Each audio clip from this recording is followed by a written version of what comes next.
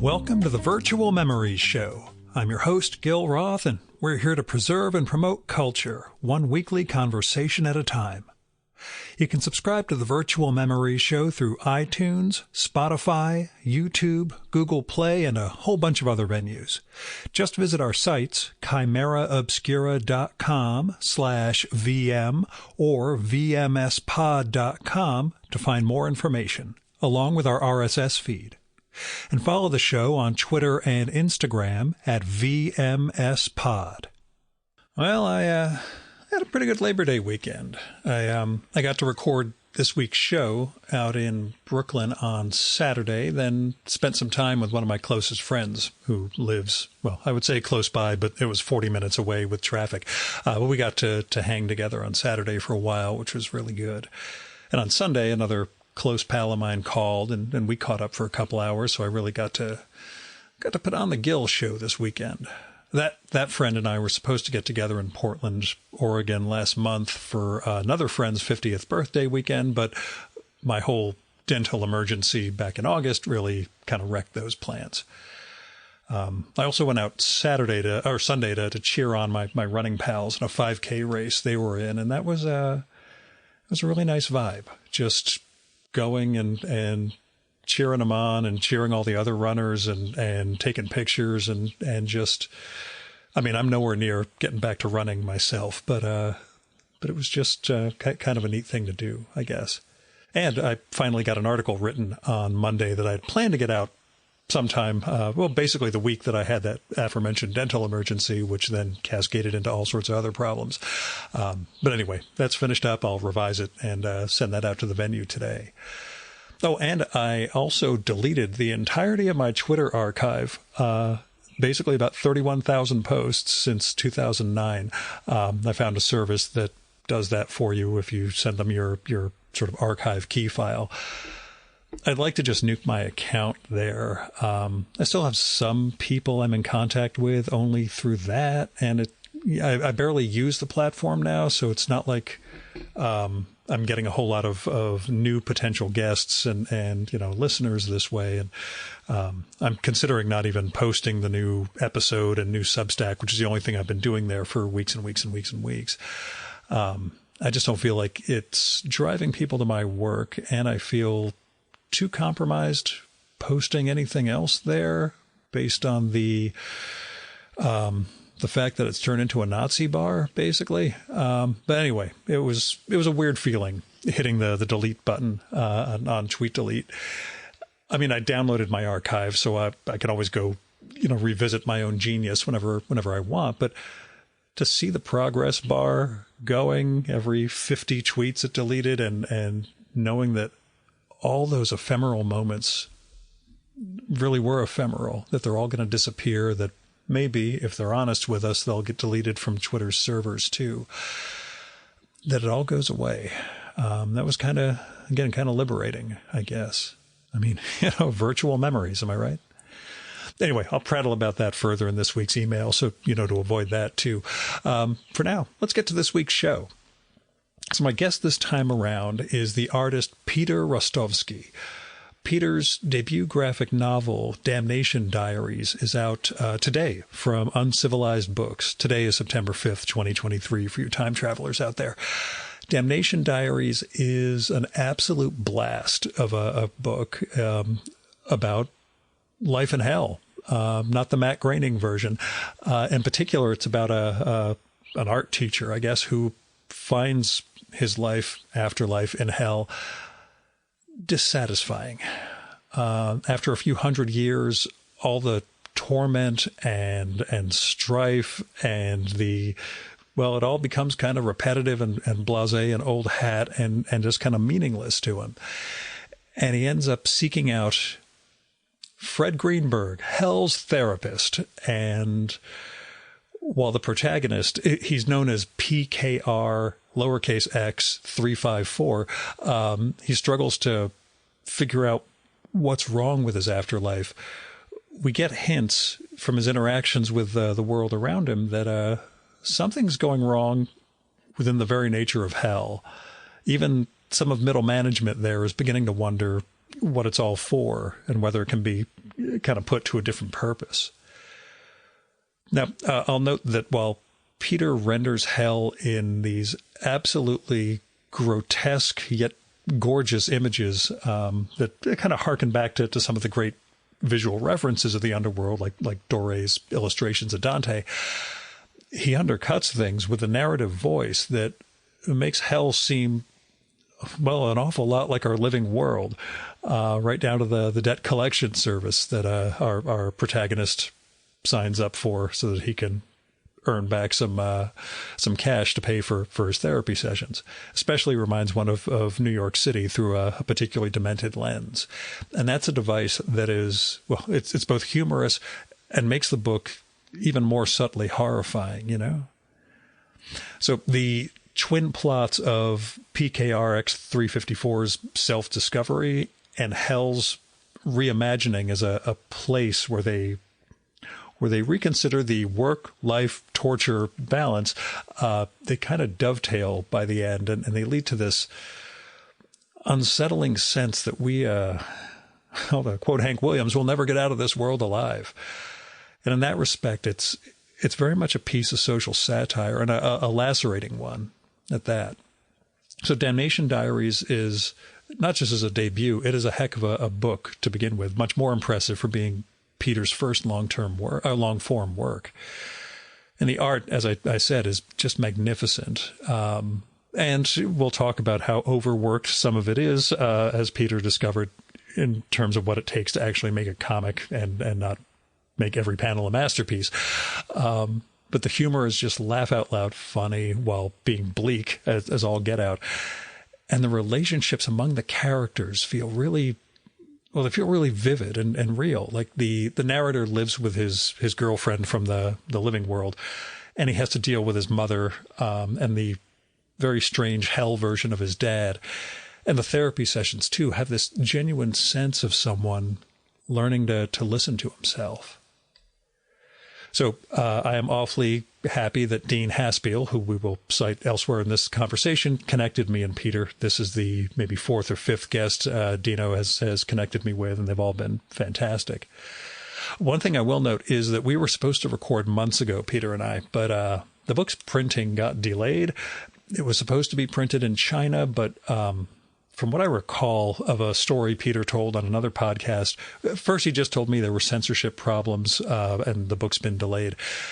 From what I gather, the printers and even the drivers were uncomfortable with the content of the book, less because of all the hell imagery and torture and more because of the political revolution that kind of undergirds the secondary plot. So anyway, they got it printed in Lithuania, where I guess things are freer, and it's now here in America from Uncivilized Books. There's no caveats, really. We recorded in person at Peter's apartment, so there's standard New York noise. But when we talk about MoCA, that is the annual comics festival in New York City. And at the spring 2023 edition of that, Peter won an award for excellence, an award of excellence for Damnation Diaries, which he just plotzed over. Anyway, here's Peter's bio from the book. Peter Rostovsky is a Russian-born artist and writer who emigrated from the former Soviet Union as a political refugee in 1980.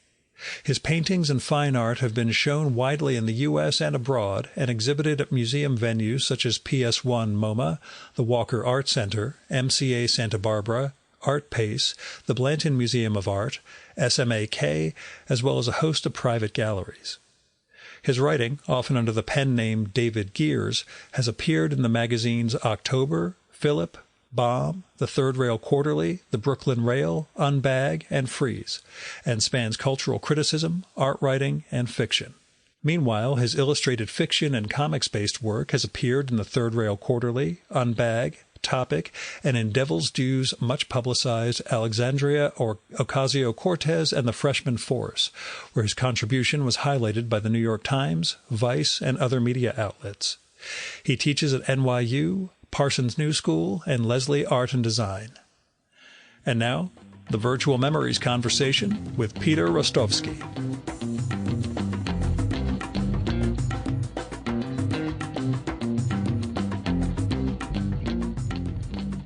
Well, let's dive in. Tell me where Damnation Diaries began for you and how it evolved from your first conception of what it was. Okay. And this will go into your art history and everything else from there, I know. But, oh my God, that's a heavy But we can just start with the book itself. Heavy burden already. Yeah. Well, first of all, thank you for having me on. So let me rewind. It started out as a short story. It was 2015, and I remember I wrote it, either it was a Saturday or a Sunday. I had been out the night before, and I was hungover. So, two explananes. One, it does not take much to get me to make me hungover. So I was a total lightweight. But I felt kind of groggy. It was a bit of a headache. And I remember reading interviews with Francis Bacon. It was David Sylvester, Francis Bacon. And he said,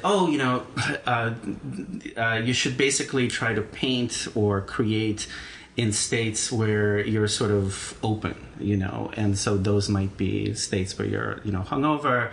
I know the surrealist Joan Miro painted,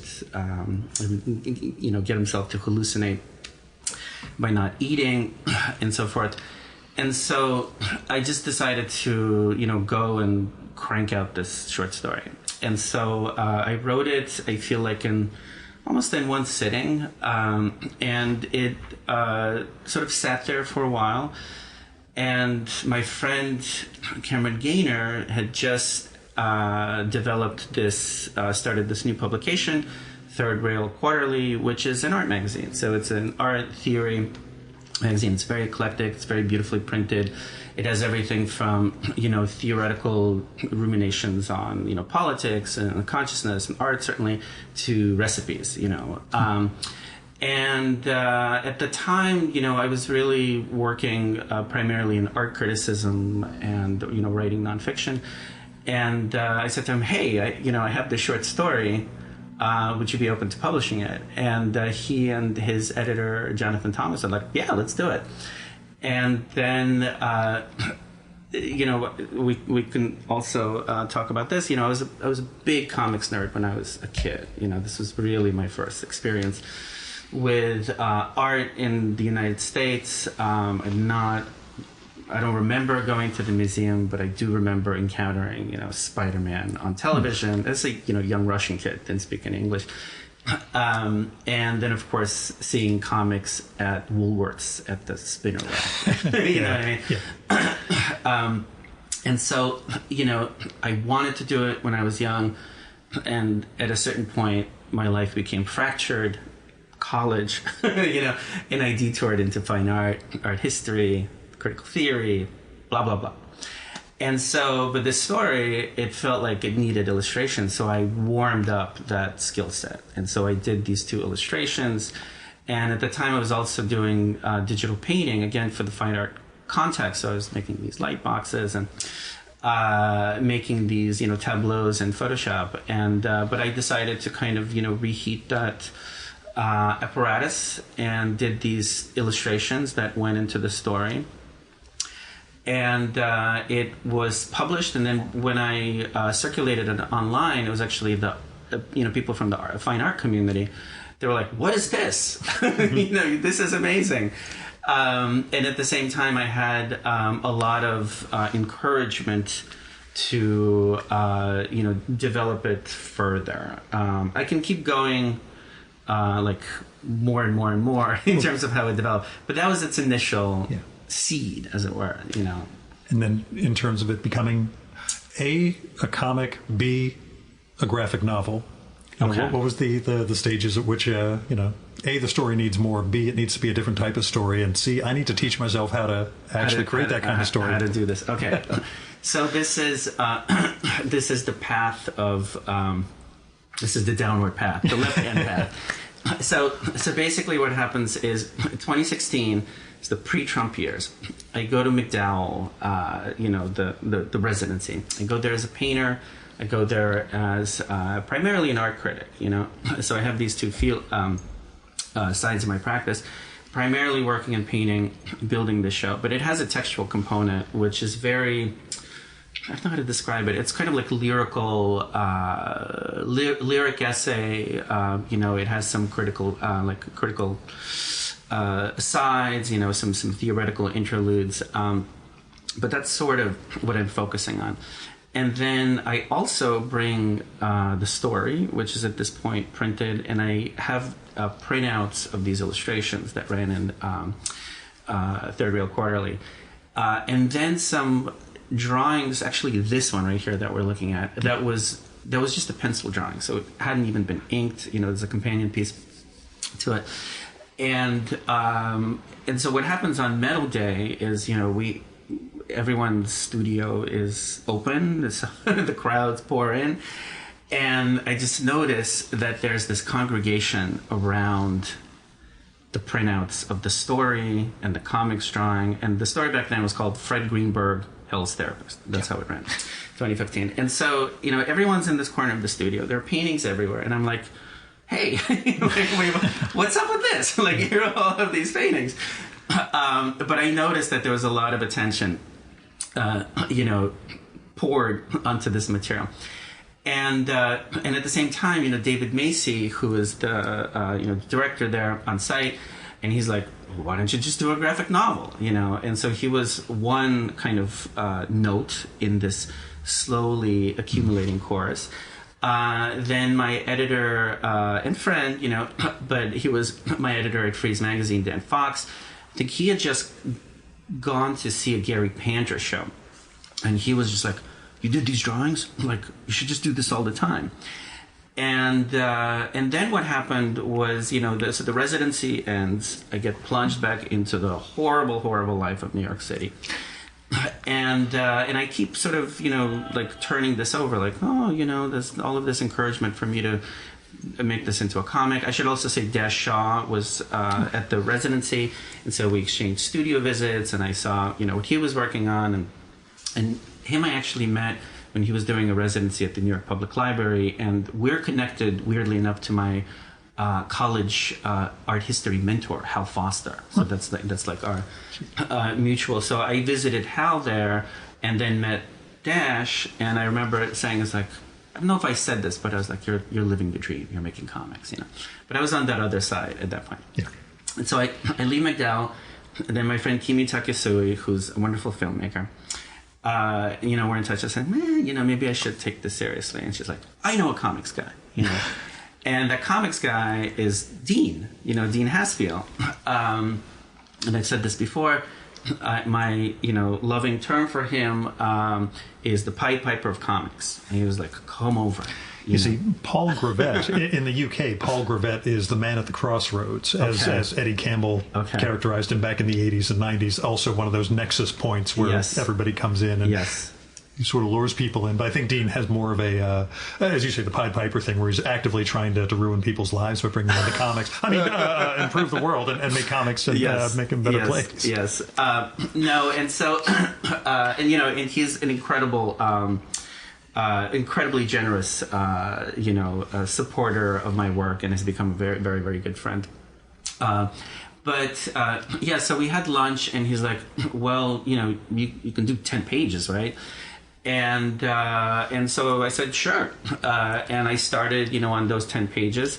And then before I knew it, it was sort of snowballing. And, I think, a lot of people who get into comics probably share this. It's an incredibly addictive medium, And I think for me, coming from painting, I have many, many frustrations with the fine art world, but also, I'm very passionate about painting, but there's very severe limits to it, And so I think that part of the addiction of comics is that you really discover something very kinetic, something that moves, something that is incredibly polyphonic in terms of its, harnessing of language, visual imagery, page turns, it's like that complex language of the book as it moves through time, across space, and then of course, through the actual structure of the book.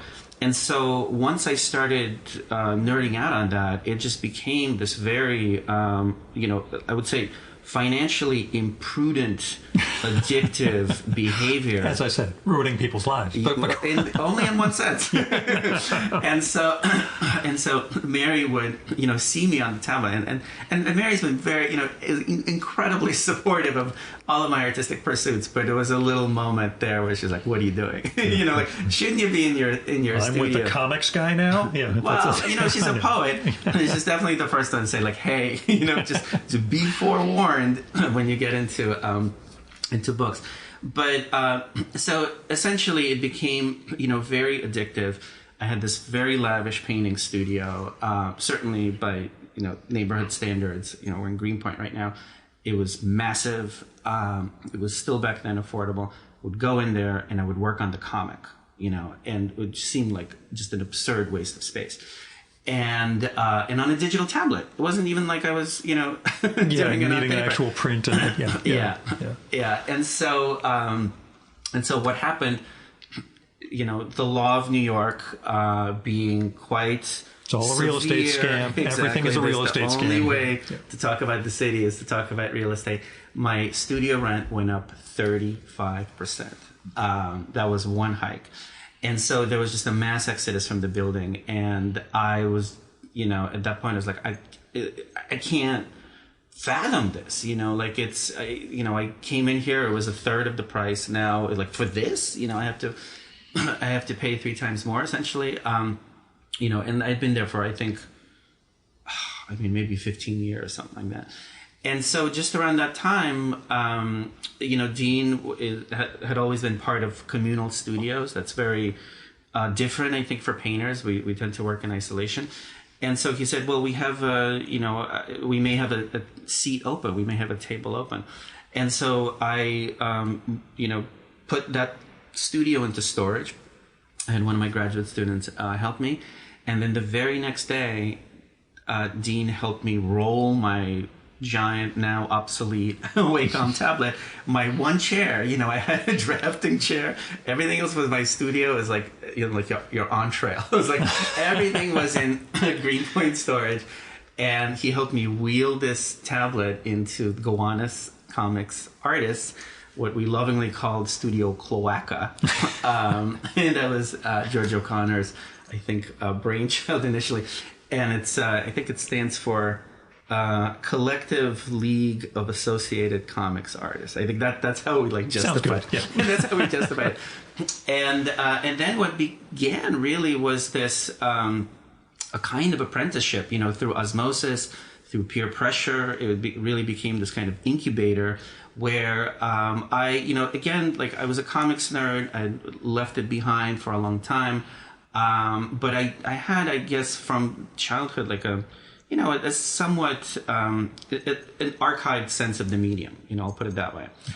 And but it was really in the studio where, because I was surrounded by such pros, and I remember Dash running into him, and I said, I'm in the studio. He's like, dude, like, you're in the microverse of comics, because it did just have, like, incredible people, whom I'm happy to list, but so I think just that pressure for me to keep going, and the fact that I had commuted to the studio and everyone was pursuing comics, for whatever irrational reason, really for love.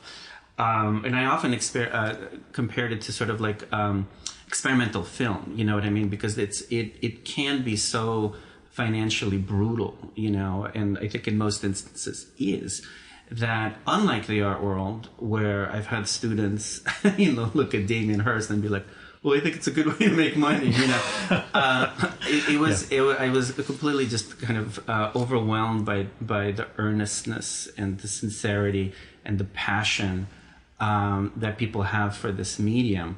And it really kept me going and really kind of taught me in many, many ways, through observation, people peering over my shoulder. Even the look of this book, it has this kind of duo, each chapter is color coded. And that was, John Allen brought in a book that had, at first it was going to be full color, but then it had that kind of duotone color scheme. And I was like, oh, that's really interesting. I should, test that out. So it was really, I think, very much kind of woven out of that experience. And the bulk of it was definitely made there, you know. What did you have to learn about comics in the act of making it? What do you wish you knew when you were starting, besides the financial stuff? But from a comics storytelling perspective, like what was not apparent to you when you first started? That, oh, this is why I have to do X, Y, or Z. Yeah. Well, everyone, I'm sure, every cartoonist on the planet knows this, but I just had no idea how time-consuming it would be. I mean, so I wish I understood the kind of, time signatures of the medium, and certainly the time signatures of publishing, which are like, comparison to the art world. Like, in your case, things got weird, which we'll talk about later. Yeah, things got weird. But again, it's sort of glacial. But in terms of actual, storytelling and comics making? Yeah, absolutely. So I think part of it is, I still approach things from a very fastidious painter's approach. I mean, a lot of painters... Sort of a static approach? Just in terms of framing, I guess? Or what do you mean? No. I think it's more like... obviously there are many expressionist attitudes where people approach their work really impulsively, and I think that Dean actually, like when I look at his style, it's almost like Zen, like brush painting. It has this really kind of lyrical, it's very performative. It's not like. I know it's highly crafted, but it always feels... But it carries that looseness exactly. in the lines. It always feels free, you know what I mean? And I think as a painter, I am kind of more in the habit of sort of like sculpting my work. You know what I mean? Like it's every detail of it, so like that's like as loose as I get, like this painting for the audience. I'm pointing to a painting of a puddle that I made in. I'll take pictures and put them in the web page for this one. But yeah. So so it's like it's as loose as I get, and so I tend to be incredibly fastidious, and so the book, when you see this, there's so much cross hatching. There's just a lot of detail. Everything is detailed. I feel kind of like to the same degree, and I think that's maybe a symptom of obsessive compulsive disorder, which I have to a point, to a controllable high functioning point. But I think it definitely comes out in my art. So the things that I learned, one is obviously how to move the story along. I think in some ways it was I discovered film through the comic, and I've said this in another context, where I went to MoCA and Mary and I saw Cliff Chung speak. He wanted to make movies apparently as like a student, but having been being daunted by how like huge a task that is, he's like, well, I'll just make a comic book. Yeah.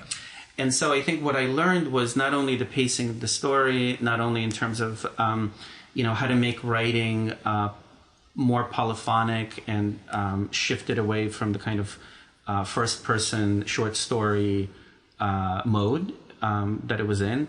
How to work with character. So I developed characters throughout.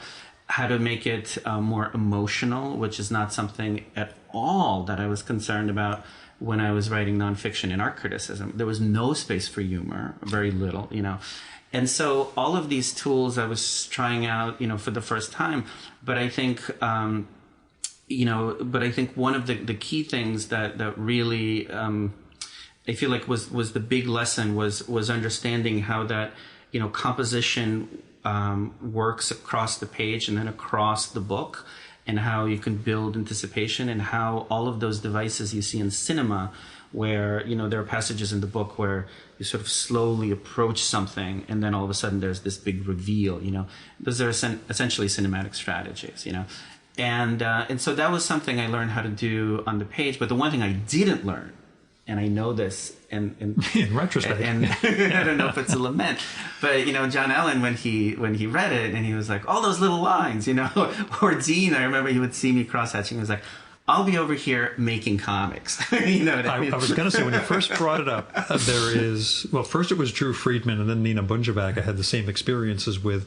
They had a lot of stippling that they did. Yeah. And I know Drew got away from it, even though it was his trademark thing when he was in the 80s into the 90s, because it was like, I got to finish stuff. And he's turned into this incredible watercolor and ink, and he's insanely prolific. But if he went back to, using that to do it, it would get bad. And Carl Stevens, we've also talked about how the cross-hatching he loves cross-hatching. It can take. He knows it can go too far, and it's got to balance that with actually finishing something and getting another panel or getting another cartoon done. Yes. Although I want to just introduce this, that I have a special place in my heart for maximalism, and one of the things that attracts me to comics of a particular type, and we were talking about hair earlier, my hair in particular. Yes, which you've now restrained. However, I'm sure it's due to audio considerations. Yeah, otherwise it'll just catch up in the microphone. Yes.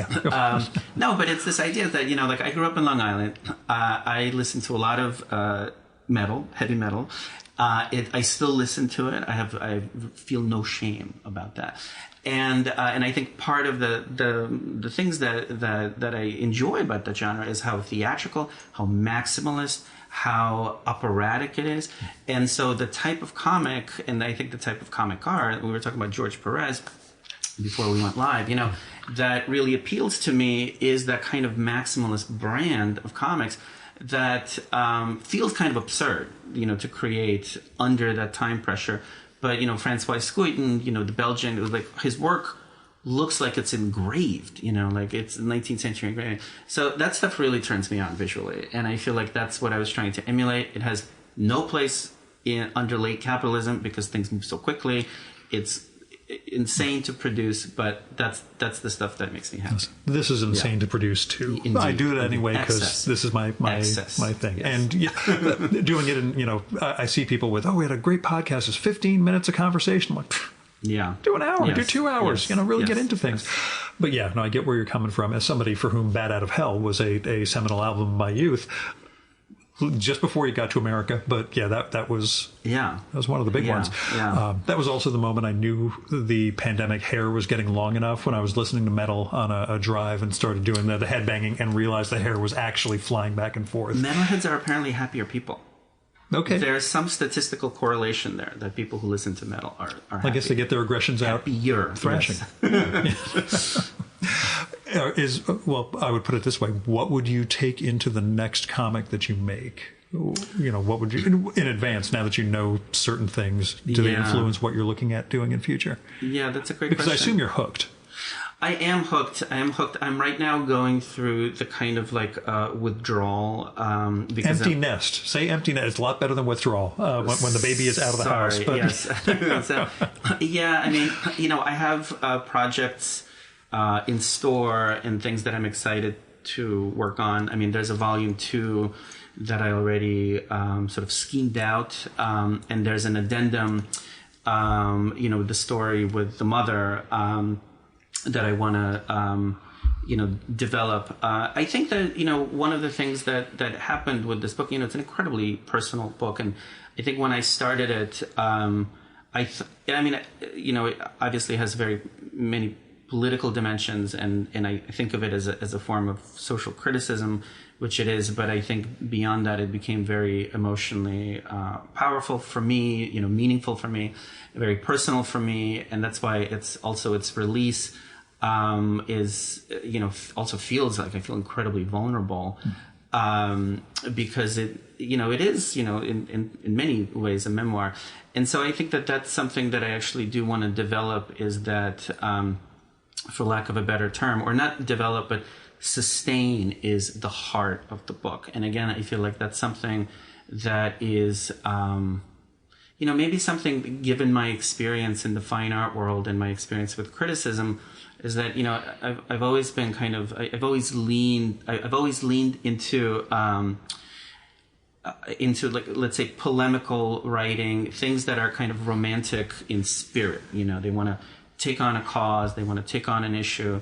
But I think a lot of my work in terms of painting, it's lyrical, but I think it has a kind of cool remove, you know what I mean? And so, and I think that has to do with education, you know, just because I was raised within a particular like theoretical model. And so I think this stuff feels just very kind of raw in a certain way. And I think that's something I want to sustain. But yes, in terms of the style, I would like to make it expedient. The other thing that's very much on my list, and I think this is a total bucket list must do. And Gil, I would love you to really hold me to it. You know, like at a wedding ceremony. The congregation here, the party, I hope that you will hold this couple to these vows. I really need to bring more painting into my comic book, into my comic practice. So there's one oil painting in here that's over there, actually, on the shelf. There are some watercolors, not digital, full-blown, you know, watercolor on paper. But I think that painterly, you know, that segregation between comics and painting, that's something that I really will seek to unify in a very substantial way. You know, that's the goal. Tell me about that schism between working analog versus digital for you. You know, what is the... Again, they're used for different purposes, etc. But just tell me about how you approach them or how you see them differing, or how your art making differs based on the tools that you're using like that. It doesn't have to be comics. I'm talking about your fine art and everything else. Yeah. Well, you know, I was an internet utopian. So if you follow some of my critical writing, I have perhaps a somewhat naive, or did, you know, obviously I've been corrected by reality. But I saw a lot of promise in digital technology. And so I started utilizing it within painting. And the thought was, that, you know, like if you look at my trajectory, it's like, you know, I go essentially from the gallery world to the public world. And with that, what happens is digital practice becomes more woven into, you know, the studio. And you know, and comics becomes, I certainly see it this way, as a form of public art, except it's not something that demands pilgrimage to one site. But something that is distributed, you know, to bookstores, to phones, to tablets, comic book stores. And so I still see it as this very, you know, egalitarian, accessible, affordable way to, you know, to make work. But it's very different from the kind of cloistered aspect of painting. And so, you know, the traditional analog media for me, and, you know, I hold your beautiful drawing. It's very comforting for me to hold your drawing tablet. It's just a sketchbook. Gil is very self-deprecating in regard to his abilities. I draw statues well, I found, because they're standing still. Looks like it's a guy in an ER waiting room, a security guy, and he moved before I got too far along. But anyway, go on. Deft to me. Anyway, it's a comfort to hold this sketchpad. But I think that, so there's, you know, like the magic of the studio, of wrestling with materials, of wrestling with the goop, and especially the odor of paint, the toxicity of it, the fact that it's like, can be poisonous, you know, but at the same time, it's totally alchemical. Drawing, you know, the feeling of that scratch on the paper, the fact that it feels kind of final, you know, or you have to erase it, you really have to labor to kind of redo it, and that you know, redoing something as much of a, you know, pain in the ass as it is, like that's also like part of, you know, discipline and exercise and self-abuse, you know. And so the digital world, you know, I think that what's the utopian dimension of it is that you can just distribute all of these images, you know, like they're kind of can be free floating. You can mail them, you can put them on Instagram. And so in that way, I find it really exhilarating. It's incredibly easy to revise. And so for someone who's very indecisive often, because you see all of these different variations to a composition. It could be like this, it could be like that, it could be red, it could be blue, you know. And so it's a real gift to the indecisive artist. And so there are all of those advantages, but I think what you really miss, and I think having had, you know, really like almost 5.5 years making this book primarily in the digital format, what you really miss is that kind of analog traction where you really have to wrestle with the objects of this world, which I do think is very humanizing and humbling and beautiful, and there's something just wonderful. That's why I think like a book is such a beautiful thing, because it's so fragile. You know what I mean? And so I think that the delicacy of drawing, the delicacy of painting, it confronts you with the sort of like fragility of people's efforts and material culture, which I do think is ultimately very, very precious. Yeah. I'll say, and again, I have 2 years or so of just trying to make drawings of some kind or another. One of the weird things that happened, I just happened to be looking at my own stuff yesterday for the next issue of Haiku for Business Travelers, my weird little zine. Yes, of course. I did a drawing of a panther on Rilke's birthday once, and the pocket brush I was using for the entire shebang was drying out, except I didn't realize that's what it was doing, because it was the first time I'd gotten through that lifespan of one of the cartridges. And so I was getting this incredible effect as each brush stroke was trailing, like disintegrating. It would start black and then kind of, break up. And I thought, I am going to keep doing this because I think I can get something great out of it. And I did. And then realized I took the cartridge out and I could see, there's no ink at all. Okay, I'll put another one in and start something else. But looking at it again, I'm realizing that sort of serendipity only happens with the analog tools. The digital is always, it's not going to run out of ink. You'd have to specify, I want to get, effect X, as opposed to, this is what happens when the ink is starting to run dry in the brush pen. Okay, that's to me, so much of art is play without, derogating that term. No, are you kidding? It's the most serious term of all. You having art history and theory background understand exactly what I mean better than I do. That sense of trying to, as you say, wrestle with the materials and with the tools. The other thing I'll bring up from a comics perspective, you can't sell the digital files. You can sell original art, which is why some of your studio mates may have been, working on paper. When you were... there was that. We don't have to get into it. There was that question of, whether the blockchain was going to, enable digital artists to traffic, to market digital work. But I do think, it's an interesting, It's difficult to answer, because I feel like both of them, at times I feel incredibly liberated, by the tablet or by the iPad or whatever it is. But I do think, we were talking about this before, the mics went live, is how just as people we grapple with our humanity, with the transience of life. It seems... And I say, I'm back in therapy, just so. With Fred? I'm just kidding. Just so Fred was my, for the listeners, the people in the audience, Fred Greenberg, is Hell's only therapist, but my original therapist at Washington Square Institute was Freddie Greenberg. Yeah. So, now I forgot what the humanity, the sense of connection, and why you're back in therapy. Not that you have to go into detail, but no. Nobody's listening. It's okay. No, I'm happy to do that. No, but this is what I was saying specifically. We can certainly go into deep the big issues.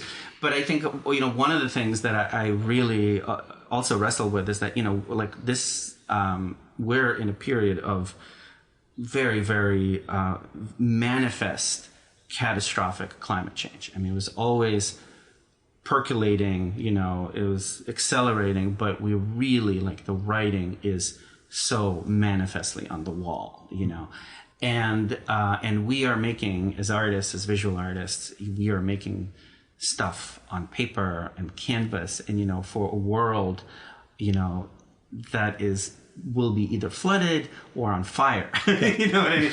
Not to say that digital technology will rescue us from this, but it's talking about excess and futility, that's something that I think about all the time.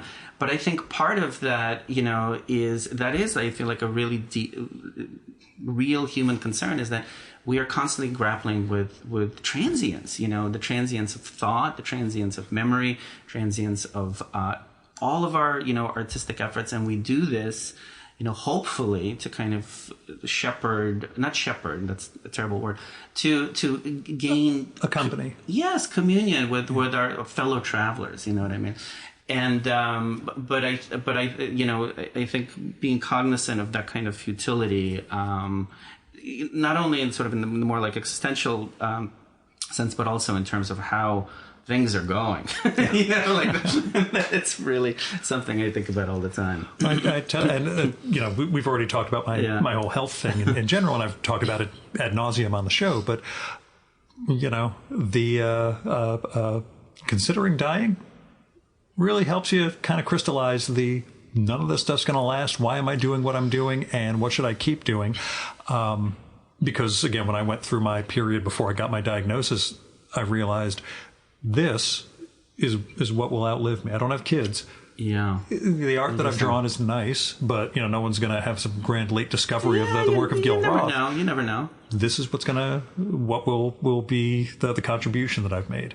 And again, long enough timeline, all the contributions mean nothing, but in that mid time after I'm gone, those conversations will still exist, provided, of course, computer hosting services, et cetera, all the infrastructure is still around. But yeah, that brought me, I'd say, comfort, a sense of what I'd already been doing. At that point, it was mid 21, so I'd been making the podcast for 9 or 10 years. And the thought that, okay, I didn't know exactly why I was doing it, but now that I think I might die, this is probably the reason why I've been doing this, to let other people tell their stories, to let my story come out in little increments over, episode after episode. And that making art became visual art became its own thing for me. But again, taking it up at 50 is very different than having that as your lifelong, I don't want to say career, vocation, or... But I think I take your point, but I also, it's something I think of often is like, we really don't know what our legacy is. You know what I mean? Yeah, no, there's no. Yeah. People will discover my stuff because they're looking for the guest. They'll want to hear something. They'll look up Harold Bloom and they'll find that episode. But Gil, you saved the world. I mean, my day job, I help save the world, which is awesome in its own way. I feel great about that. Indebted. It's one of those weird things where, it's the day job itself is A, supported this, B, in a weird way we helped save the world during the pandemic. But yeah, just the realization that culturally you'd made something. No one can gauge the value of what they've made. There's no dollar amount to attach to it. If there is, then you're not doing it for the right reasons, is always the impression that I've got, even though you guys all have to make a living somehow. Yeah. And clearly not from comics. I'm just kidding. I mean, but I do think it's one of those things where, we do things, Dean says this, and he says comics is a calling, but I do think that all art, in a way, like whatever you're driven to do, it's sort of compulsive. I feel like it shouldn't be a choice. There's some. My friend Alex had this term is like, oh, those people say like, oh, and I paint too. You know what I mean? Like it's this kind of thing where it's you're compulsively, we all do things for love, and I think that's so important, that it's not a pragmatic decision. Yeah. It should be something, hopefully irrational. And I think that's ultimately what, for me, certainly having experienced so many ups and downs and so many, like feast of famine and cycles, that's the only thing that drives life forward in a meaningful way. And again, I also take your point. It's like, health crises really bring it out. It's like, what am I doing? Again, for me, there was the whiplash of surprise, nothing's wrong. Something's wrong, but you're never going to have to deal with it. Yeah. But the time, you spend kind of evaluating or figuring out what matters. In a weird respect, my brother went through something like this 10 years ago when his home burned down, and he and his wife and the kids, everybody was safe, etc. Everything is good. But afterwards, when you rebuild, what things do you still need? Yeah, we're talking about our libraries here. Yes. I have a friend who his big fear of death is what's going to happen to his books. Oh, because he thinks his kids aren't really going to care. Yeah. And I told him, I said, I don't mean to put this in a horrible context, but imagine a fire. And just left it at that. Just, what happens in your life if you're around and they're all gone? And, start figuring out what these things mean to you. But again, we all have our attachments and the things we built and the things that help make us who we are, I guess. Where did fine art begin for you then? Well, we'll keep circling around emigrating from Russia when you were a kid. But totally.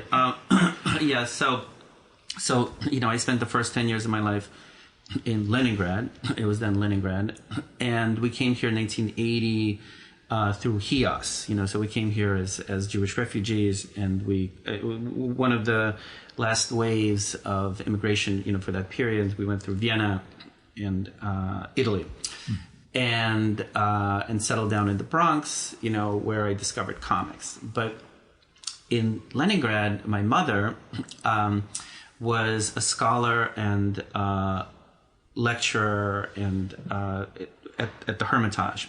And so I spent the first, essentially my childhood roaming the halls of the Hermitage, which is an incredible gift. As a kid, I don't think I really appreciated it because I was, we never do. Bored, and I would go. I was like, yeah, Leonardo, yeah, Rubens. I want to go to the armor section and go look at all the cool weapons, of armor, that kind of stuff. Or she would actually. Have you seen Russian Ark, the movie? No. Oh, it's an amazing. I mean, back then it was known for it's one continuous take. It entirely takes place in the Hermitage, and there's a section there you see Catherine the Great going through this little garden.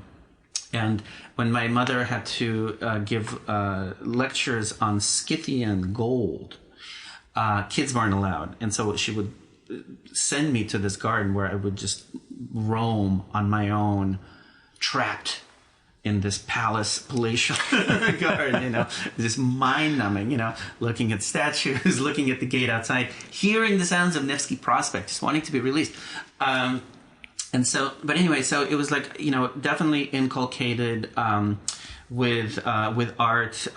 Always drew as a kid, although not very well, interestingly. Like when I was very young, I remember my mother drawing cars for me. And I had this like, how'd you do that? And but I think eventually it evolved, and then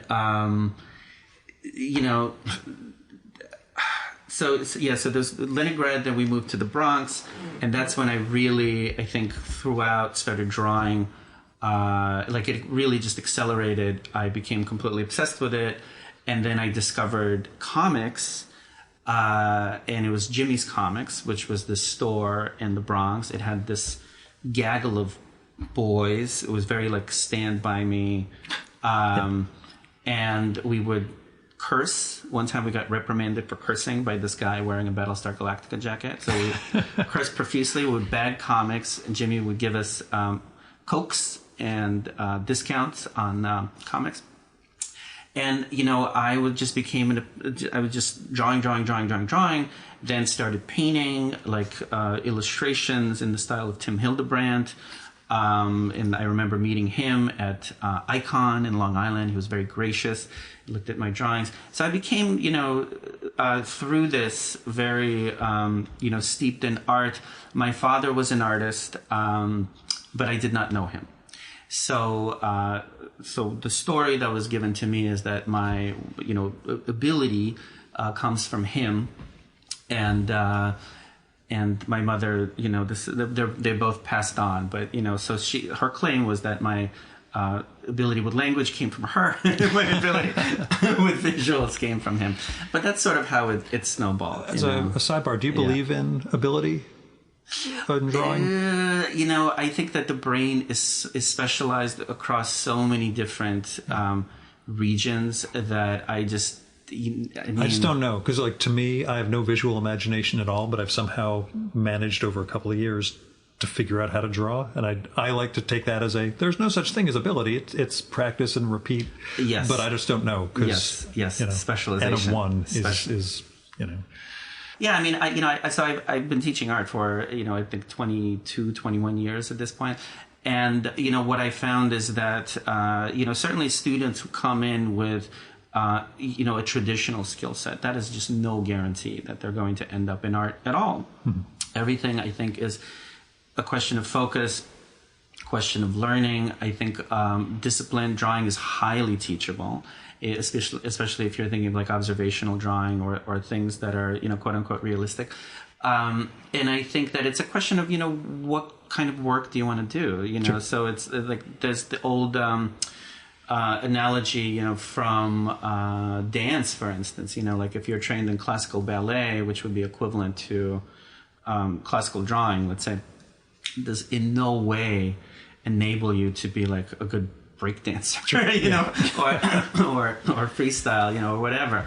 And same thing with music as well. So I believe ability is very specialized. It's obviously something that's developed. I developed it, and I think that's probably like the kind of Russian attitude, like, oh, you have to learn how to do this. So it's a form of self-training. And then, I was an art major in college, and that's how I got funneled into the fine art world, because I did start painting. Then in college, I realized that it's funny because I actually excavated all of my drawings from college, and I realized that I had basically an illustration portfolio up until a certain point. Then there was a break, and I was like, no, I want to be part of the New York art world. And so everything changes. But what's interesting with comics is I went back. I went back to Jimmy's. I went back to that first love, as it were. But that's basically the long story. And going into criticism? Oh, I mean, that's something... I don't know if that's a natural... I paint, therefore I also work on theory and criticism. Yeah, it's interesting because it's like, I think like every writer, we all love to hate the things we do, and sometimes the things that even that we're appreciated for. I think that I got into so Tom Kaczynski, my publisher, we were, before we did the book together, we were friends. And we would meet, and we would basically talk about like philosophy and theory. And so there's stuff that I'm very passionate about, and certainly was, very obsessed with the world of thought and critical debate. I mean, I still am, just maybe through different genres. And so that's something that I just wanted to pursue. And also, as a painter, I had a lot to say. And so it just kind of organically led that way, where people gave me opportunities. I took them and, developed those muscles. And it's something I still probably want to do again. It's just a question of maybe how can I take everything that I've learned in comics and in fiction and bring it into that space, because criticism I know you wrestle with this yourself. You can do so many things. And how is it that we can get away with doing all of them? Right. And I'll always tell people the number one thing is don't have children. That's real. Well, we have cats. That's okay. Yeah. It's not the same as having to prepare for, kids, college, etc. But I know it's the number of pursuits we have and the things we have to something has to give. Is always, where it goes. I'm interested in the notion of someone who did not have any English at, 11 or 12, being fluent in theoretical language in his later days. Well, it is a foreign language, as fluent as that sort of stuff can be, Yeah. I mean, I think I came here at the right time because I was, 10 years old. So that's just when, it's just 10 years old, 1980, Bronx. I know it was like, was it George Benson? Give Me the Night. Like that was blaring, on the radios. And there was, I forget what, I mean, I just remember, that summer. But it was the right time where English became, I had to learn it on the fly. I got sent to some like a tough summer camp where it was just like this brutal, baptism fires that were like sink or swim. And but then eventually, I think a lot of immigrants go through this, that you just assimilate by doing, and maybe that's actually what enabled me to learn. It's the term my friend David Levine, and Alix Rule coined this term, international art English. So widely circulated essay explaining why is it that art press releases and critical theory sounds the way it does.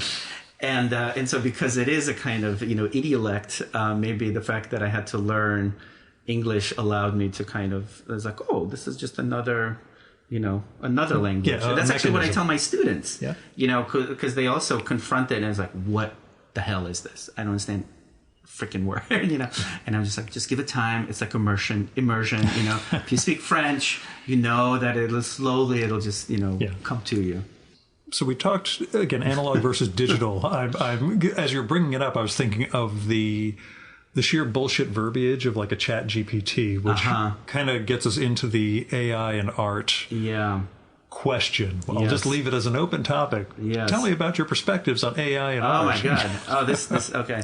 Because there's that great one with Dave McKean 2 years ago about this stuff, right when Midjourney and the other one were really proliferating. But well, I have to. So I just resumed teaching after I was on sabbatical, for a 1 semester sabbatical at Parsons. I was very lucky to have after 6 years of service, and I teach in 2 other programs. So so I'm an adjunct at 3 places, which kind of accumulates into a lot of welcome to New York. Yeah. Yes. Well, welcome to America. Yes. So full-time, part-time. But so I have to confront this because of course it's in the studios everywhere, and students are utilizing it. And there are many different perspectives.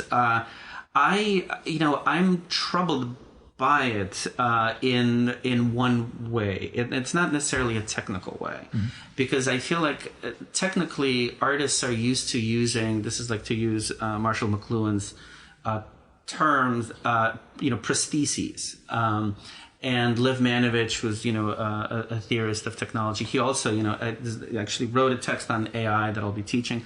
And he talks about this as, well, do we think of this as just a prosthetic, as yet another extension, another tool, in the way, let's say, Photoshop replaced sign painting, handcrafted. Well, I was thinking painting. Of Tim's Vermeer. I was rewatching it recently, and just that sense of, not that it made Vermeer any less of an artist, but the fact that the possibility that he was using essentially pre-photographic tools to render what he was rendering. Absolutely. And the light with which he was doing it changes, I guess, one's view of the art. I don't know. But anyway, so these things aren't just digital prostheses. But I guess those are different in those terms. No, but it's interesting because it brings up essentially, and I think the anxieties around AI. When I speak to friends of mine, Kevin McCoy, who's a colleague at NYU, who's a neighbor, and he's an artist, but he's also like a technologist, and so we have this very rich ongoing conversation about this stuff, and and so his attitude is just like, well, it's going to be integrated because the way capitalism works is always towards optimization. Increasing profit margin it's going to infiltrate everything, and from his perspective, it's also, he remembers the same anxious conversations around video art when it came out, when all the purists were like, well, this isn't film, and so you have that standpoint. Then obviously you have all the anxiety around photography and the way it gets incorporated. So that would be like, I guess, like the technical side of that argument. I can tell you where my anxiety is, and that's because having made so much work based on photography, coming out from a theoretical model that is like, which I can describe very simply, it's like, we must kill the soul and all shreds of religiosity in art, And so it's this idea that art should be, and this is sort of what I was trained in, it should be tend towards a kind of inhumanity, a kind of neutrality. It can have a political messaging. It could have, it could be, very polemical. But in terms of its kind of expressive dimension, we should mute this, and this, comes out of Warhol, it comes out of minimalism and so on. And it also comes out of your Soviet background, not your Soviet background, but Soviet realism, where we've got the message, but no hand of the artist, Absolutely. Yeah. Absolutely. Yeah. So it made a lot of sense to me, as a kid, and as a kid in college, like, wow, this is so tough, and also it was, the other thing is that it was also conditioned by the cultural wars of the 80s, Jesse Helms, neo-expressionism, which seemed to be very convergent with the market in its most kind of excessive way. So there's like artists like Julian Schnabel. So this is the stuff, that I was kind of steeped in. And so for me, this book, and I think that my, as I become kind of older, maybe not wiser, but simply like okay with myself as an artist, I discover lyricism, I discover poetry, I discover all of those things, which because of that militancy, I sort of forbade myself, And a big part of that is I also discover imagination, and that becomes a huge thing where it's like, wait a minute, up until this particular period in my life, I drew from imagination. I was deeply romantic. I mean, the romanticism got funneled in a different way. It became a more polemical romanticism, much, very political. But that imaginative side kind of sort of went away because I was much more faithful to the photograph. So AI, why is it bad? I feel like it's a steroid for the imagination. It's not the technical stuff that bothers me. Technical stuff, it's like, we're using tools all the time. It's the fact that it takes the burden of imagining away from you. Not the burden, the gift of imagining away from you. And which makes me a bit of a conservative, because this is Baudelaire's argument against photography. Where he saw it as basically somehow voiding our ability to dream, And I think that's the stuff that bums me out, because you could teach all the technical stuff. I can take any student. I would love to take you on as a student. I can we'll do it by Zoom. Free service here. No, but the technical stuff is really teachable. That's not a big deal. But the imaginative dimension, I think, is really one. If that's just like, well, this takes too long. You know what I mean? This will just do it faster within a second. Whether it's ChatGPT or Midjourney, that kind of bumps me out. In a big way. Yeah, and there was an artist I recorded with years ago who I afterwards mentioned Gerhard Richter in slightly favorable terms, just because I'd seen a piece of it. He flipped the fuck out on me, and I was like, listen, I'm not saying I like his work in general. I'm saying I happened to walk into this exhibition when I was I think I was in Frankfurt for a trade show. Yeah. And I was like, some of the stuff's not that bad. He's like, no, it's all bad. It's Gerhard Richter. I'm like, okay, wow. You're interesting. Pretty strong. I get where he's coming from. That the trick, the kind of cheapness of look, it's a photograph that we're making painterly with a couple of weird effects. For him as an artist, he felt the whole project was bleh. So anyway, that's why I learned never to express any opinion about any artist in front of any other artist. No, I think it's so. Well, there used to be fist fights. I had to break up a fist fight when I was a kid between a sculptor and a painter. It was outside. The sculptor's going to win that one. It was outside of Max Fish, and they were arguing over which art was superior. Yeah. I figure, again, the big guy with the hands who's used to molding clay probably is going to win. Although, actually, my wife and I, our very first trip to Paris, also on a business trip, saw two street artists fighting outside Orsay. Oh, really? Yeah, and that was wow. We are in Paris. Okay, we've just seen two artists try and punch each other out. Interesting. Yeah. I don't know if it was just over territory or anything else, but just so you know, Richter was my guy for a long time. I'm sure, and that's when you were mentioning all this stuff, it felt very much like Richter as a template. Yes, and Richter was exactly. There are many artists who are quote unquote double agents.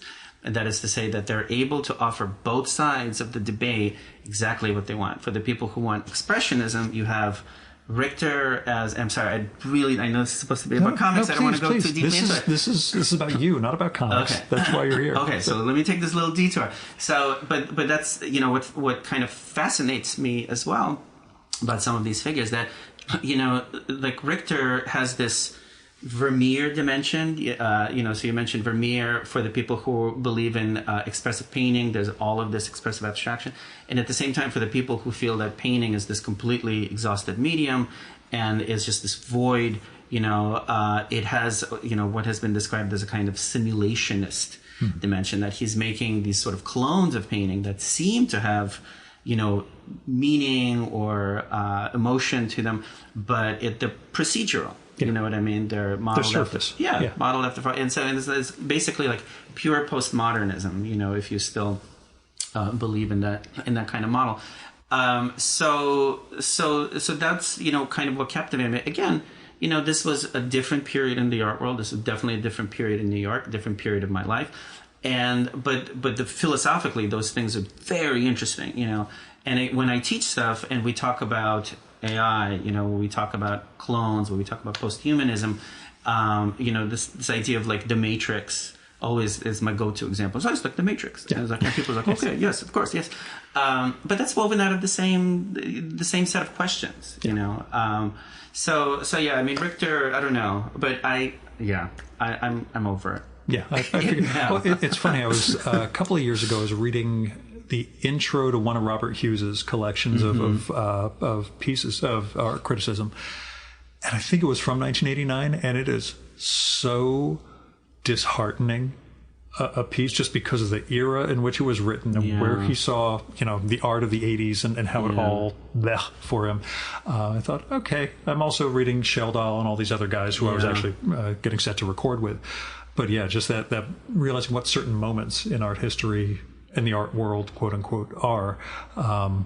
There's been a lot of ups and downs and a lot of, I guess, dead ends or weird pathways things went on that are like, yeah, we kind of manufactured an audience for this, but this wasn't where art should have been going.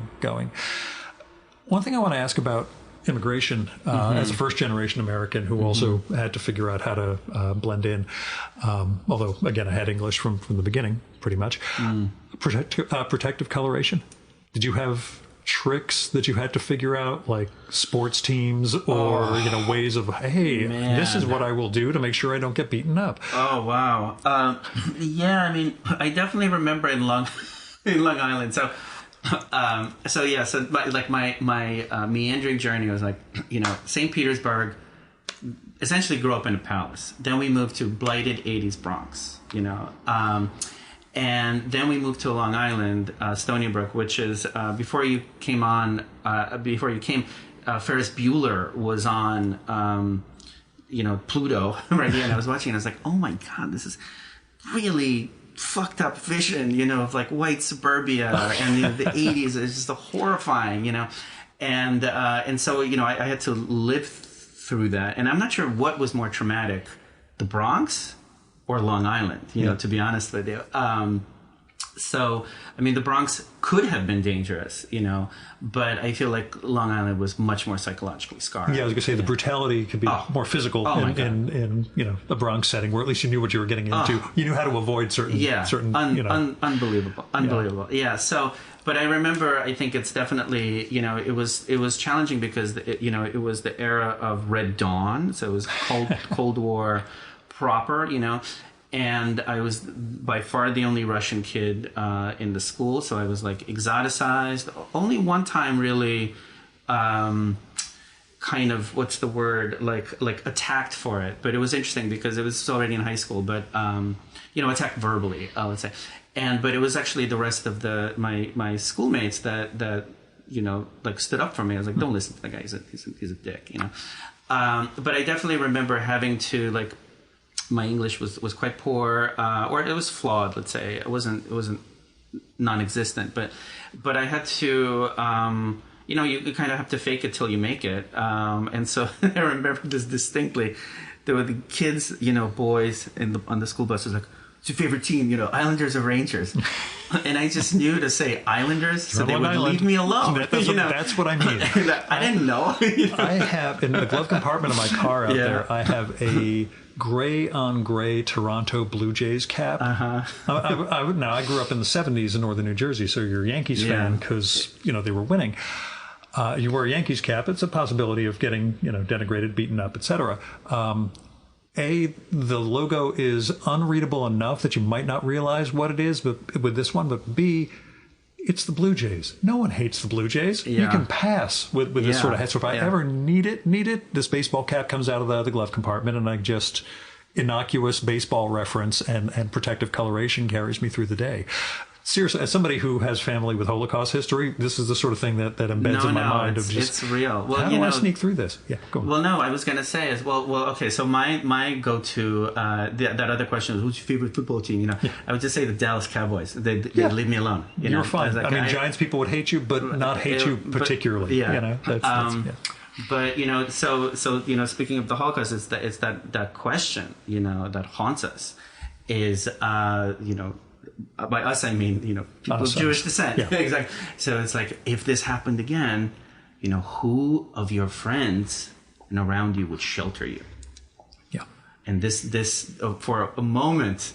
This like kind of crippled my mind, Oh, this, we live with this. Yeah. I live with this, in various ways. I'm married to a Gentile woman, but that's always been a background because of my particular family history, how we were raised, how my parents ended up where they ended up, and then got to America. You always just have someday I may have to pack and run, but I'll just keep that in the back of my head as a source of anxiety to keep me going for the rest of my life. Yeah, totally. So in therapy terms, tell me about your mother. Oh, yeah. She's in the book. Yeah, I mean, she's rendered. The lead character's mother is rendered in the book. In the book. Yeah. Yes. And your mother died back in May, I think. Yes, just as the. It's. Did she get to see the book? No, it's one of those things. She was in the hospital, and I didn't. She was very excited about the book, and she was really, was always very supportive, very of my art practice, very very proud of my accomplishments, and we were, we had a very. It's an uneven relationship because we definitely butted heads. But we were very close, and it's definitely the case. I came here to the United States with my mother, just with my mother. And so we had some, distant relatives here who sponsored the visa. But it was really, just when I had to write the eulogy, I had this image that, it's kind of the silhouette of a mother and her child, dragging her child by the arm through, 80s New York, and through all of these, changing landscapes. So she's a very, very heroic person in many ways. And she passed away May 9th, just as the book was kind of going to press. And I didn't know whether or not to show her the hospital bed because, it's full of a lot of disturbing imagery. It's like horror and stuff like that. And I didn't know if it was. I asked Mary, I was like, do you think I should show her? But I also didn't know that was the last time she would be in the hospital, And so she passed away. And the book, and I think that's, again, when I speak about it in its personal meaning for me, it's like it's very much autofiction. It definitely has many memoir-like dimensions. And she has become a major figure in the narrative, and I feel like it's a kind of homage, certainly, to her strength. She's a very, very resilient person, very multi-talented in terms of she's a great poet. And I now, if the book is about like debt, emotional debt that we have to our loved ones and, to wider community and other forms of debt as well.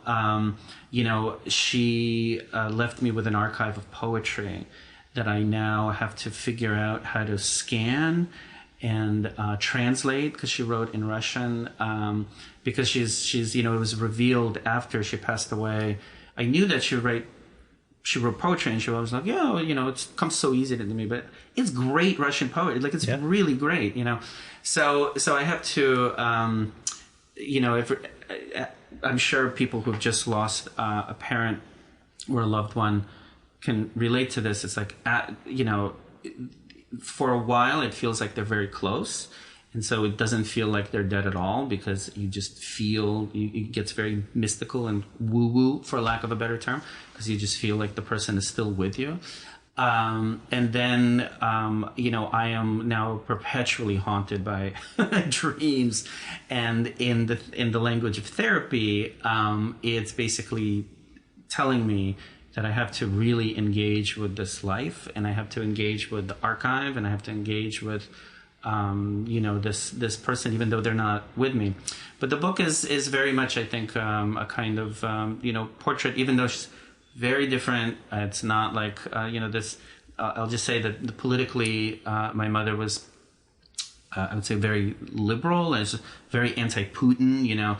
But it's definitely the book. The one thing that it captures, I think, in her is or a figure very much like her, is her strength. And then, just as an Easter egg, if you look at the book, because it does have to deal with the language of the unconscious, there's a way in which everyone trades faces in it. And so my mother, rendered in the book, actually looks like my therapist, Freddie Greenberg. I was wondering, having seen a couple of pictures of your mom, I was like, yes, it's not exactly who's in the pages of Damnation. Yeah. And so Fred looks like me. The character who's a proxy of me, I don't know who he looks like. The guy who played Darth Maul, I forget that actor's name. Oh, Ray something. Yeah. Mary is not really Mary, although the hair kind of is maybe. I was going to make a joke about her foot, also based on the one joke. Gil, that is totally on point, because for a long time Mary had. You see, in hell, there's all sorts of weird amputations and things that happen, and this foot plays a key role. But anyway, go on. Yes, so the foot is actually everything. There's a lot of stuff that's drawn from life. The foot, for a long time, poor Mary had some kind of a ligament stretch in the foot. And so there was definitely an ongoing lament about the foot. And our joke was, from Dune, or, tell me about your homeworld, Uso. So I was like, tell me about your foot, Uso. So the foot was definitely a leitmotif for a long time. And so that's how it made it into it. And then she's okay now, but it's also like, you can't make this stuff up. She had the boot, walking to get the boot removed. She was hit by a car, and she had to have knee surgery. And apparently it was the boot, perhaps by a nurse. So the person driving the car was a nurse at the very hospital where she was then transported to the ER. But anyway, so the boot, if it wasn't for the boot, it may have been worse. So it was actually the foot in the boot that kind of rescued her. So, but the foot's a real thing. It was definitely real, and it's well rendered. I appreciated the role the foot plays in resolving a key plot element. Was something, but you got to bring it back. Yeah, again, and there's all those aspects, like I was saying, just get into the sheer storytelling, graphic storytelling, composition, everything else that you have to bring to bear at the same time and integrate them. That's what I was sort of getting at the beginning with what did you have to learn, and because there's things we see in terms of writing a story, but things that might come off well in prose, you can't necessarily get across, or they become too wordy when you make them a giant caption in the course of somebody's thing. So, yes, good job doing that cinematically and bringing it all together. But this is again this that I just want to maybe highlight this. That's like, I'm a huge cinephile and consumer of. What's the word? I guess film and television, just in general. And so I feel like that. You can say couch potato. That's what we used to call them. But anyway, go on. But that can also involve gaming. I no longer do that. But I think that's when I teach writing as well, and that's like in terms of critical writing. I often say it's like, well, you in reviews, for instance, you have these two models of criticism. One is this the funnel out, this kind of endlessly cooling universe where you end with the question, and blah blah blah blah blah blah blah. And it drifts away. And the other one is that kind of circular wrap up, at the very end where it comes full circle, which is basically the structure of Seinfeld or Curb Your Enthusiasm, And so I feel like in writing, even though I mean, certainly not as, seasoned in fiction as a lot of writers. But that's the one thing that I feel like is just as a viewer of writing on the screen, somehow all of these structures kind of sedimented themselves where I had a more intuitive grasp of them that I can then apply in that instance. But it's but it's like in many ways it's there's so much TV and film in there, and I'm supposed to do an Instagram takeover with Uncivilized, and I actually want to point those things out. Anyway. Yeah, no, this is the stuff I'm interested in. That's all getting back to even in a sense, the stuff that I draw, when I realized after a while, I'm like, I have unconsciously integrated a lot of comic art in my life, and I understand shortcuts in ways that I don't consciously know, but I realized you just do this and this, and there's the nose. You don't need to do this in every instance. Exactly right. Draw what you would fully render to try to make something realistic. Well, I think that's the wonderful archive that drawing, and I think especially drawing from imagination, and I think that's, you mentioned therapy. And we were talking about... You mentioned therapy. I stay away from therapy. I'm sorry, go on. Well, no, but we were talking about the therapeutic aspect of drawing, and I think that's actually what's really wonderful is that, I've described it as like cooking in your own soup. And the same thing relates to painting, is that when you're doing it, it's like you're marshaling all of these things that are really like part of your deep structure. They're part of your visual archive. They're part of your emotional archive. And all of that stuff comes out. So it's a very, very cleansing... So, you're not in therapy, but you're doing all of these acts, all of these things. You're writing poetry, you're writing memoir. That's because I'm hiding from death. But those are all very, very cleansing processes that allow you to kind of get all of that soup out in a sense. You know what I mean? So you're still painting? And I am broken. No, I mean, I think that's... I just wasn't sure if comics and illustration are... Well, go on. Yeah, no. I have a number of things that I want to do in painting. So I have like a show essentially sketched out. But I think one of the things that I want to develop, in the next juncture, I mean, I may have another book project that's it's been very delayed. It's listed in your CV, but I'm not going to mention it if you don't want to. So no, you can mention it. Putin's Pawns. Yes, so it's a book that I think will start up. It's been delayed. It's a nonfiction graphic novel. So I'm sort of waiting for that. But if that's delayed any further, or if for whatever reason it doesn't happen, I mean, I'm hoping it does. But then the plan is to do some paintings. But then the other thing that I want to do, and I actually want to. I feel like you're the perfect person to talk about, how to straddle like all of these different things. Is there something that can unite them all in some medium that is orchestral?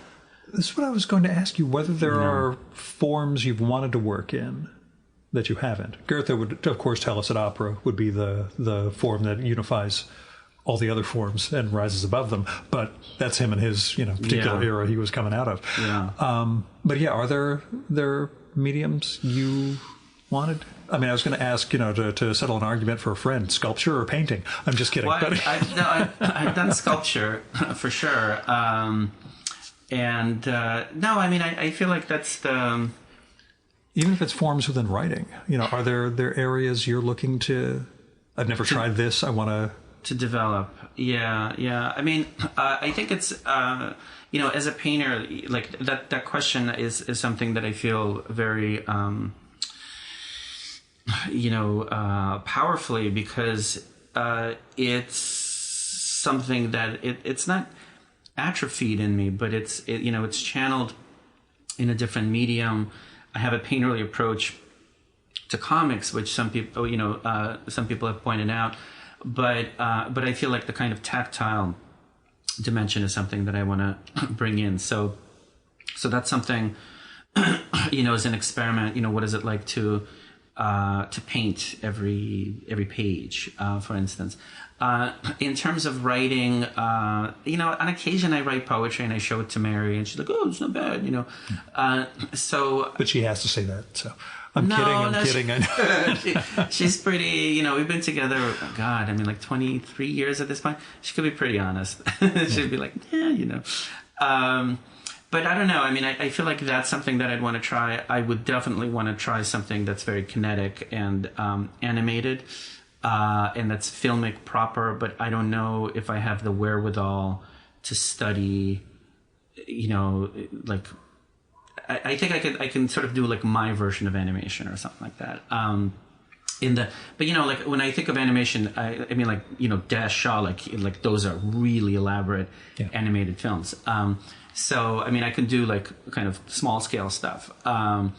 But so I want to try that. But I think in comics, the thing that is up next, as it were, is that question is, I've left painting to work in a book form.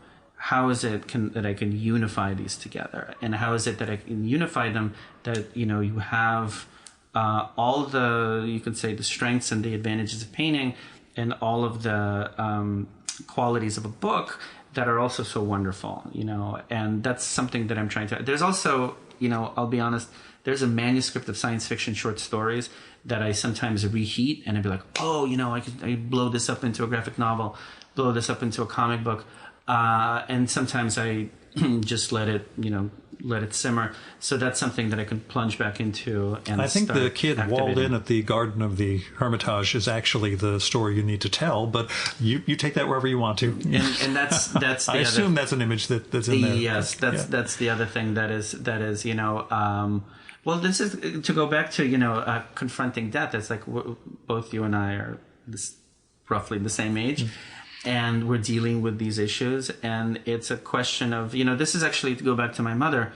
She has these stories of the Soviet Union, and these stories are farcical, they're absurd, they're tragic. One of the stories was, I'll just share it, is, the staff of the Hermitage. That means curatorial, that means the scholars, everyone, let's say the elites, had to go to a collective farm and farm turnips and potatoes, and you would go to the farm, and there would be like the guard, whatever, and there would be little signs, Department of European Paintings, you know what I mean, like that kind of stuff. Yeah. So those stories, even though I definitely don't want to be like in memoir, and that's like my thing in any way, but I feel like they have to be preserved because they are interesting, you know. And an artifact of how these political systems go so off the rails. Absolutely. Yeah. My last question, if you've ever listened to the show, is what are you reading? Oh. What are you reading? Oh, my God. I have to... there's so many things that I'm kind of like in the middle of. I have to... since I'm getting ready to teach, and I teach a class in science fiction... in painting, there's a lot of rereading, but one of the things that I have to read because I am assigning it, I've, kind of like preview it, read passages, is Ministry for the Future by Kim Stanley Robinson. I haven't read that yet. I've got it at home. Every single, I was just at a party and there was like, I just bought that book, So Ministry for the Future is one. I have a friend who gave me a screenplay, so I I'm so sorry. I'm just kidding. So I have to read that. Yeah. I want to read that.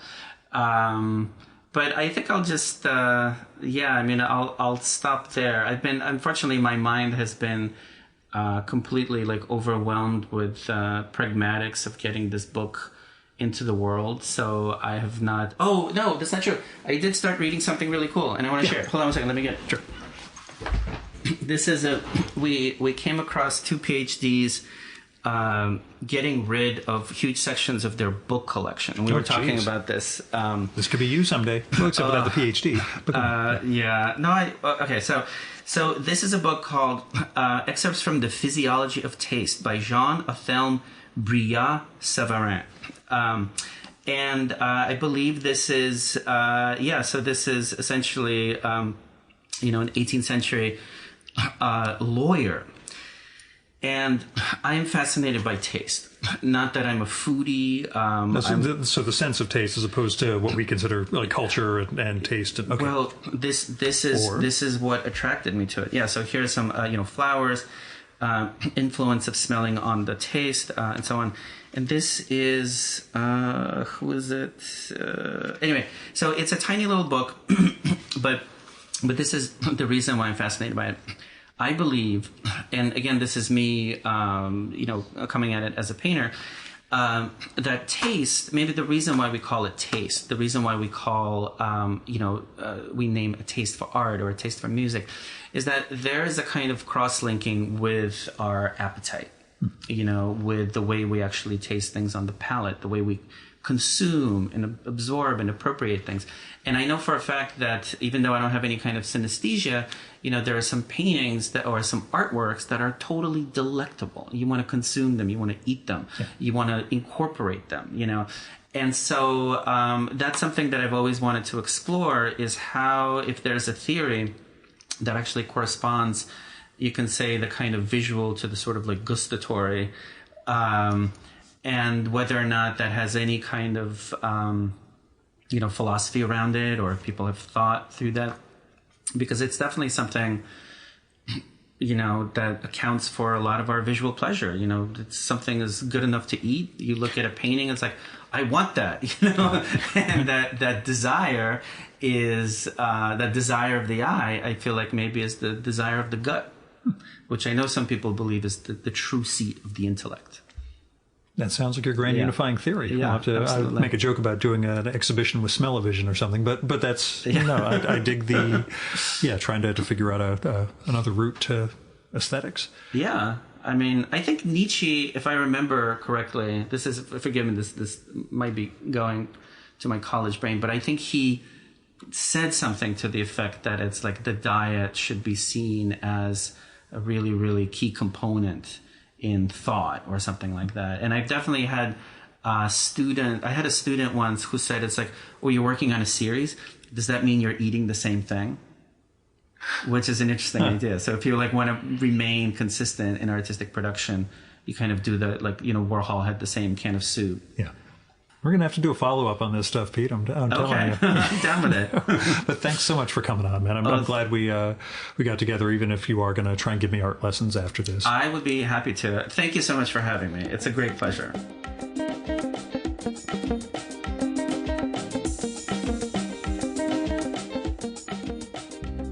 And that was Peter Rostovsky.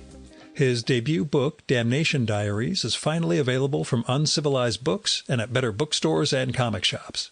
You should check out Peter's site, peterrostovsky.com, to find out more of his art, his comics, his critical writing, and, all sorts of other stuff that he's got on the page.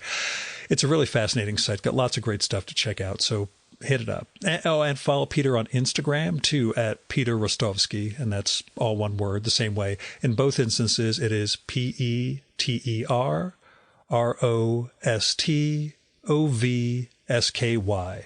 And I'll have links to that on the show and episode notes for this one. You can support the Virtual Memories show by telling other people about it.